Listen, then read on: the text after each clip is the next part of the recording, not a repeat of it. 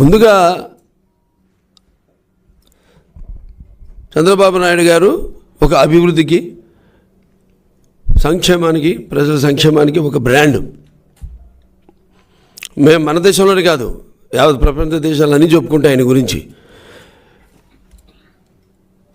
ఇవాళ ఈ ప్రజల యొక్క సంక్షేమాన్ని గాలికి వదిలేసి ప్రతిపక్ష నేతలపై కక్ష సాధించడమే లక్ష్యంగా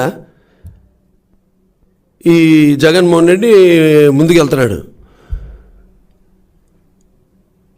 అంటే చూసి ఓర్వం లేక జరుగుతున్న రేపు మనం చేసినవి కానీ, సంక్షేమ పథకాలన్నీ కానీ, లేకపోతే అభివృద్ధి కార్యక్రమాలు కానీ అన్నీ కూడా చూసి తట్టుకోలేక వచ్చే ఎన్నికల్లో పరాజయం తప్పదు అన్న ఒక భయంతో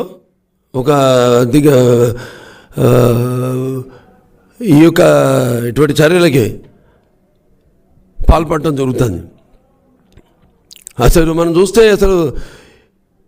ఈ విషయంలో ఎటువంటి ఆధారాలు లేకుండా,